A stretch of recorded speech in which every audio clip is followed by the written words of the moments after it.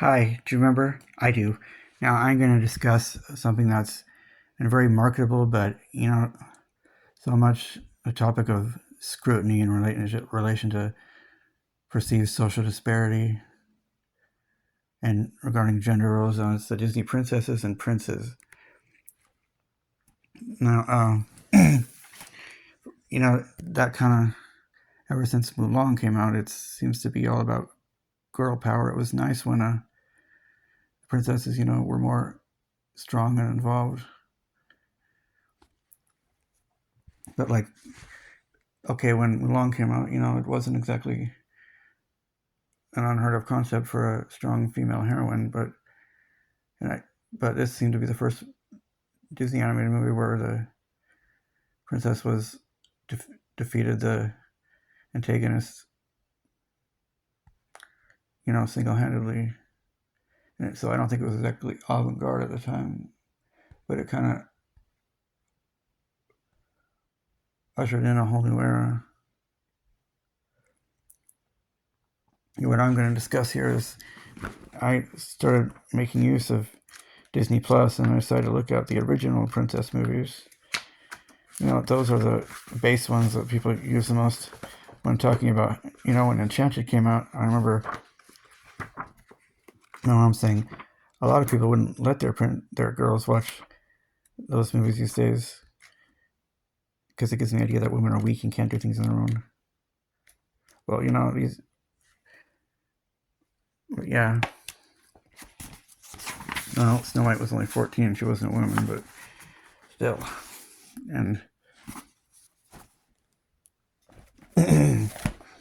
yeah, we really were interested in, got a kick out of Enchanted. It was an interesting movie for a lot of discussion. It was a satire of the Disney princess movies and made from Disney itself. And although with different writers, mostly different people, if not all different people who made the movie, you could say it was a satire.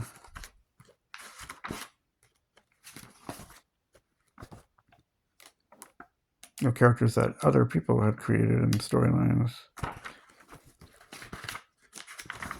And I'm going to clear some things up that other people might overlook or not quite see. That first off, in Snow White, it wasn't a prince that rescued her from the evil queen. Nor was it the dwarves. It was, a boulder and a bolt of lightning. And the boulder rolled off the hill and crushed her to death. And after she runs away to the cottage, it seems to be nonstop comedy until the queen shows up. And then it seems to be serious. And something funny and kind of corny that they do in these old princess movies then is they'd spend 5 minutes together singing to each other, and they fell in love with each other because of their voice and their looks, and it was decided they were to be married. And they don't even know each other's names. Like in Sleeping Beauty, that was, I think, not very strong characterizations or focus on the characters of their relationship. They have one song together, and I know you walked with you once upon a dream. And they decide that they're going to marry each other. Apparently she dreamed about a young man like that. And we don't even see them exchanging names in the entire movie. And when they do know who they are, it was actually the girl he was betrothed to. There's no dialogue after they find out who the other is. In the second half of the movie, last 30 minutes, Prince Philip doesn't even talk. Why would the script not put dialogue in the situations and the predicament he was in? And it wasn't a prince that rescued her from the evil Maleficent that turned a dragon. Well, it kind of was, but it was mostly the fairies who did their magic to keep Philip from being crushed by Maleficent and the material what she was materializing to kill him. And really what Philip did was cut through the thorns that she placed in front of the castle, and the precipice, the apex, the climax, when he would have fallen off a cliff into lava, the fairies, enchant his sword to be the exact opposite of Maleficence, and all he does is throw it and kills her and defeats her. But they should have focused more on the character, prince and princesses and their relationships. And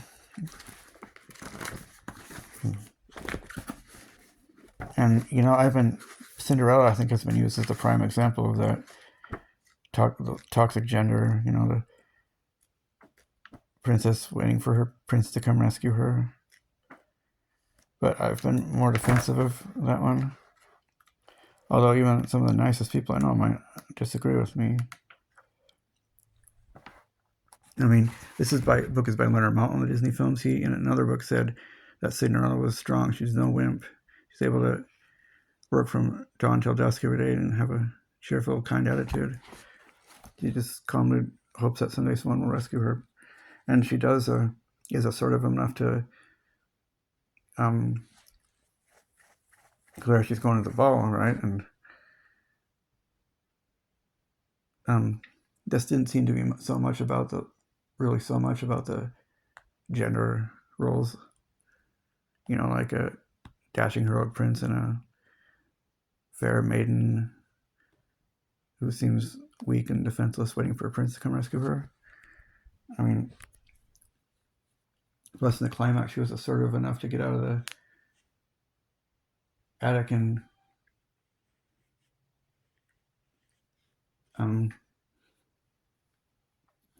have them try the slipper on her. And it was really the fairy godmother who did most of it, who made most of her dreams come true, who provided most of the ways for her dreams to come true. And Prince, he seemed like a good guy, but there was just so little depth to his character. And again, they just seemed to sing and dance for 5 minutes. And the last time they talked, we see them talking there's dialogue in the script between them. They didn't even exchange names. That's one thing I didn't like about those. I don't know why they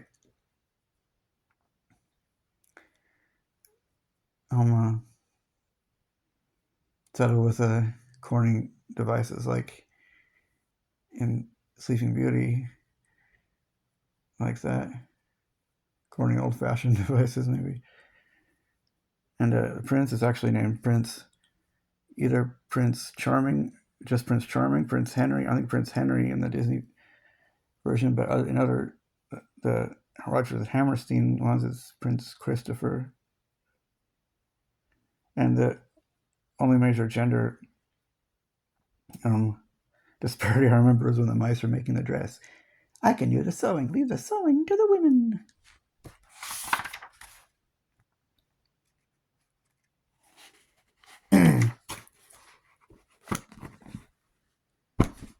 And I think Prince Philip was probably the nicest looking prince, and Cinderella was the nicest looking princess, in my opinion. But there was just not enough depth to his character. Now, somewhere between there was, right after, the next prince and princess movie was Bambi. But they haven't exactly marketed them as such. And in those days, pretty much they didn't seem to bother to have the female character, be strong and effective in the climax. Be strong or effective or get involved in the fighting or protecting in the climax. I think Feline was, there was hunters and a forest fire and dogs, and it was Bambi and the stags that kept everyone safe. Feline was just kind of running around in fear, depending on the stags.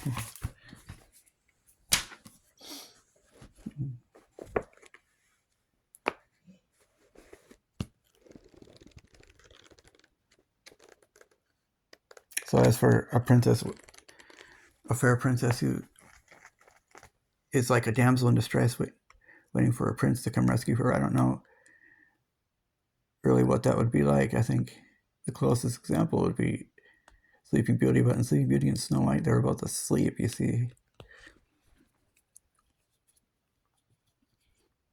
And then the next one they did was Robin Hood. Maid Marian, it seemed to be like she wasn't, an active part of the climax. And the Black Collar, when that came out, of course, the princess, it was common courtesy that she was more adventurous and involved in the action adventure and more plucky. But, it was Taran that was more of the hero. Actually, I think it was Gurgi was the hero by sacrificing himself so the Black Cauldron could be destroyed. But Gurgi ended up being brought back. In that moment, they were only 14 or 15 years old.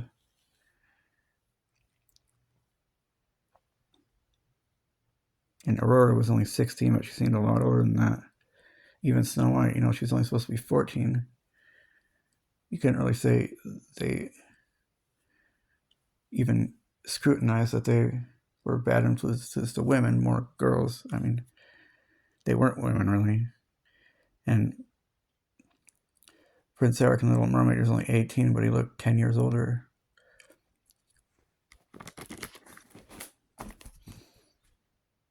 And what's coming on next? Oh, yes. In the modern era, of course, the Little Mermaid, they made her just more strong and adventurous and brash and bold. She kind of had attitude. Ariel did. And this is where I'm going to say that the Little Mermaid has been facing criticism over the years for being sexist or even misogynist. I think that's a misused word oftentimes by people who try to look a little too much for sociological disparity or injustice or sexism. Because misogyny seems to mean you don't put enough value in women as human beings. And just when it comes down to being human beings, like personality traits, personal traits, if anything, society values or favors female tendencies over male tendencies. But, men and women, boys and girls aren't really that different. I've said that in another video before. And actually, this was sort of inverted the princess story to be more modern, as Ariel was the more adventurous and defiant, and Eric was also adventurous too, but maybe not as much. And he was the one being pressured to be married, and she found him, and it was love at first sight.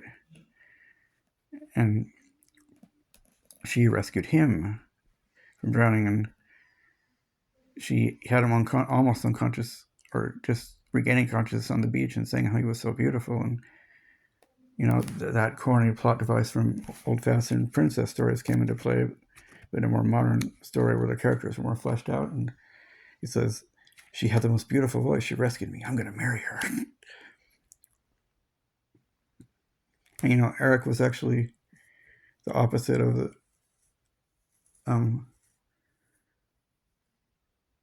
toxic masculinity or negative stereotypes of male characters. Like he didn't seem to have any male ego in him or sexist bone in him. He liked and empowered women, and he seemed like probably the best prince. He was mature and easygoing, and he was the most easygoing and casual prince. He wore slacks, and yeah, it was just polite and gentle, easygoing, and just a well-mannered, just an all-around good guy, and didn't really exactly have a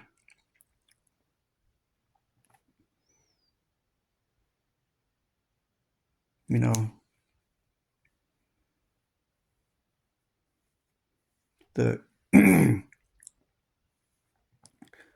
well, I don't know. I'm not gonna say anymore. He didn't seem like the fighter type, like some, knights in shining armor. And I think people have criticized Little Mermaid for being sexist because she gives up her life and um, her life under the sea as a mermaid for a man she loves, but that was her choice. She um, loved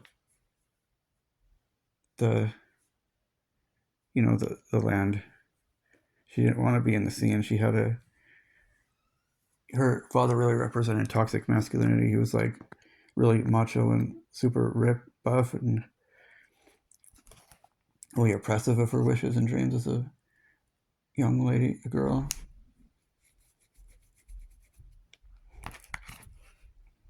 She was only 16 years old, and some look at the climax when they're scrutinizing it for with a lens of sexism, but really in the original script, Ariel and Triton and Ursula were squabbling on the floor of the ocean, and the same thing happened to Triton, but Ariel destroyed Ursula, and that was supposed to be in the original final edit. But one of the writers saw Die Hard, the Orville in action, and they're like, I want more Die Hard, so they decided to go with Ursula becoming a giant sea witch in the storm. And the reason it was Eric who defeated Ursula, I don't think it had anything to do with, you know, gender tropes or a view of um, gender politics. It was to show King Triton that humans were on their side, that humans weren't just barbarians they shouldn't associate with. Although it's pretty ironic that how he accused them of being barbarians, being fish of barbarians, he ends up harpooning the sea witch to death, and somehow that creates harmony between them. And I think Eric's involvement could have been a lot better in the script. Like, it was not really well written, not greatly written in some ways. Like how he only finds out kind of late in the movie that her name's Ariel, and at the climax that she was a mermaid, and he doesn't even meet Triton or any of the merfolk or Ariel or Flounder, and he only knew Ursula for a few minutes, and he destroys her and he was the one that saved the kingdom of Atlantica after it was her that was, carrying the story and everything. And also just being the easygoing, nice guy, we suddenly see him become like a dark hardened tough guy when he destroys Ursula, and we don't see him be himself again with actual dialogue between the characters after that, even up till that point. And that's some sort of,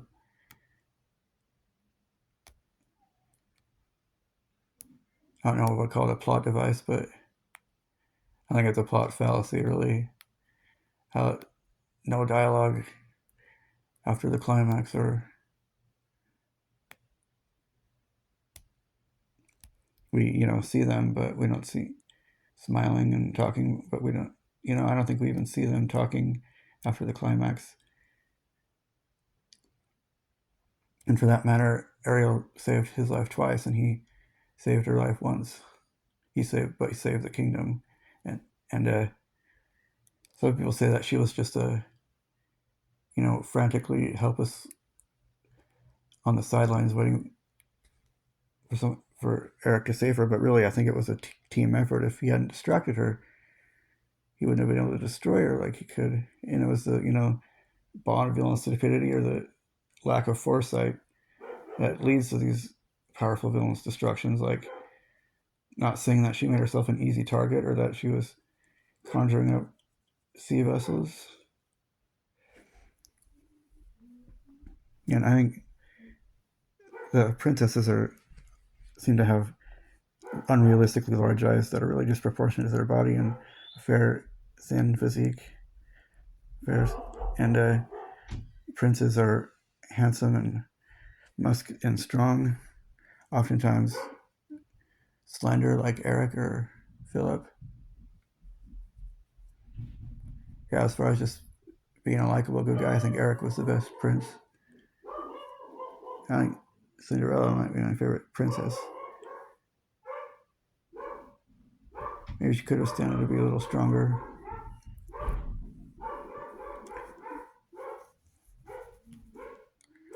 And what's next? We got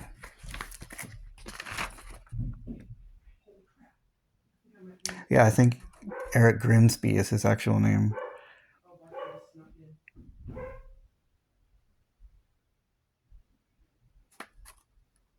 Oh yeah, next is Beauty and the Beast. One thing I didn't like about Beauty and the Beast is I'm not keen on the color yellow so much. And that's how she kind of her elegant princess look. And I remember what my mom was saying once she liked about Belle is that she wasn't prissy. She was a bold adventurer who liked reading and wanted something beyond the provincial life. And she was a strong adventurer that carried, well, as for people, have too much of a,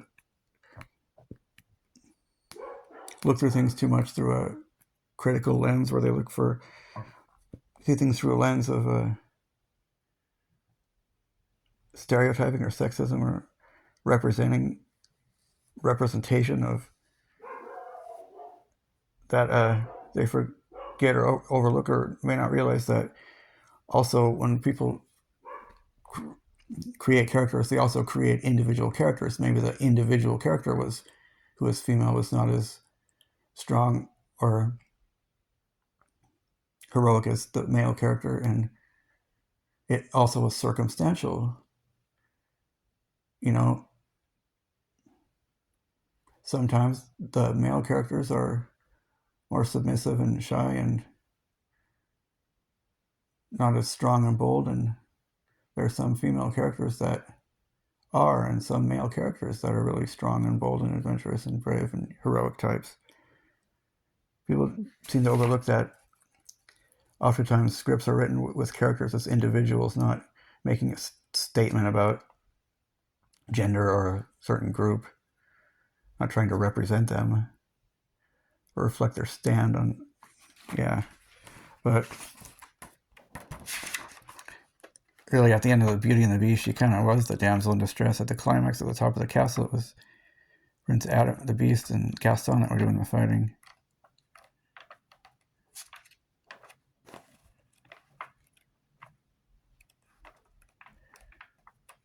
And the next one would be the Lion King. There's definitely been talk about sexist, objectionable elements in the Lion King. I don't know what they'd be. I mean, I know Nala was brassy and rambunctious like Simba, but I remember Pinja again. I am a genius. Hey, genius, this is my idea. Oh yeah, well I pulled it off. And in the end, she did come to Simba because she felt apparently like they needed him to save the Pride Lands. I mean, I don't know what sexist problems that were in that movie. I mean, Simba was the king. The Lion Kingdom, the king is a male, and he's a ruler of the land. And it was the lions and the lionesses doing the fighting in the end. And what I understand, the lionesses do the hunting and most of the fighting in the animal kingdom. The lionesses weren't given the positions of power and authority that the lions were. I don't know.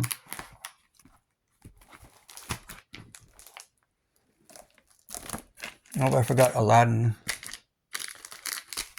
Aladdin came, like I said, a million times, a year and a half before The Lion King.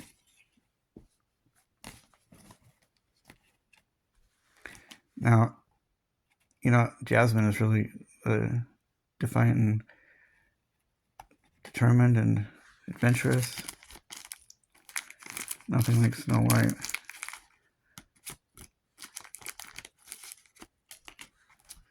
But in the climax, she was helplessly in an hourglass. And again, who are we to think that that was a gender trope or,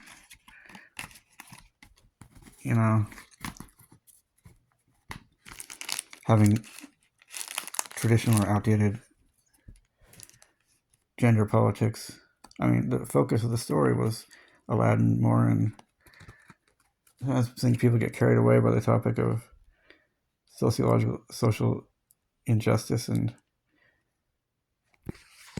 sexism that they forget that these are individual characters with individual circumstances. And they might have neglected the princess a little more because they were focused so much on Aladdin. He, defeated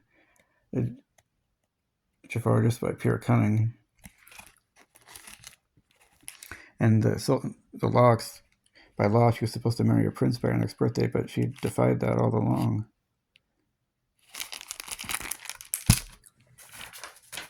What's next is Pocahontas. That reminds me of Little Mermaid in some, like, first off with the storm at sea scene. And that might be where some think that changed the Disney princess. But it's kind of the same thing with Little Mermaid. I mean, her father was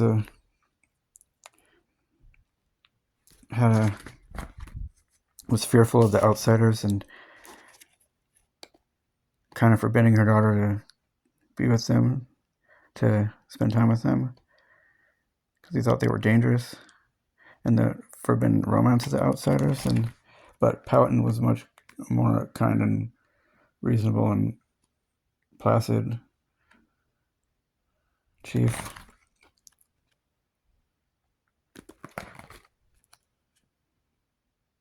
And some places even consider John Smith a Disney prince. I don't know why. I mean, other than he might have come from a gentry type class in England, and he looks and acts like a Disney prince.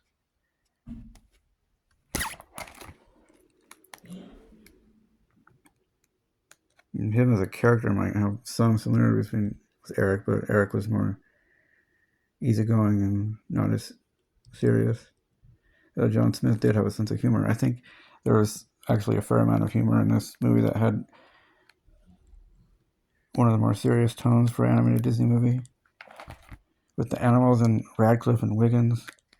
And Pocahontas was really strong and adventurous and bold, but technically she saved John Smith's life, but he saved her father's life, and the Englishmen defeated Radcliffe and tied him up. And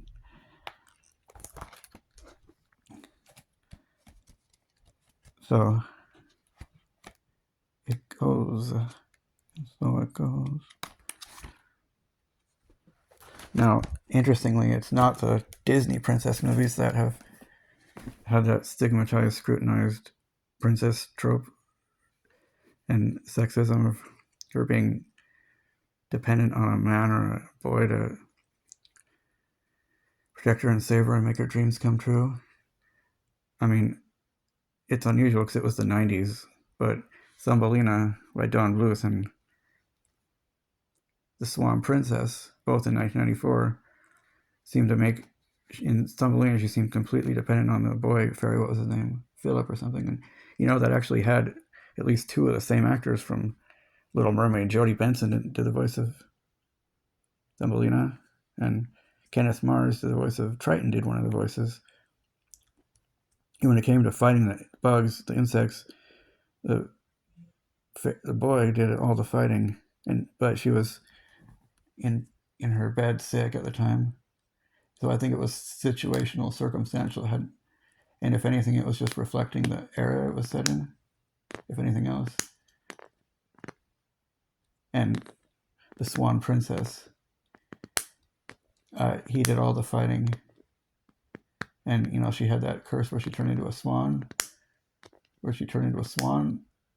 at night until she found true love. And I think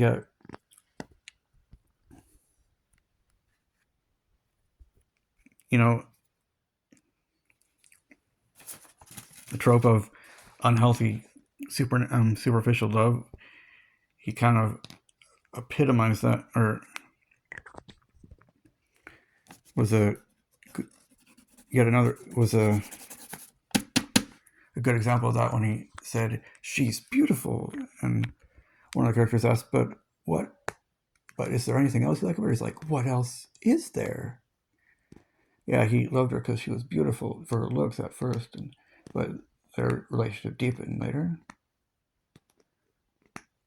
And maybe it was the situation and the way the story was written. Maybe it was just, you know, necessary for the plot that he did the fighting. But those are like the prime examples of that sexist stereotype. And princess movie was actually from non-Disney movies and in the 90s. It seems odd. But again, let's remember that these are individuals. There's a difference between being sexist, trying to make a statement about your gender politics, that reflect your gender politics, and just individual circumstances and characters. That's some food for thought. Hope you enjoyed this. Like and subscribe. Bye.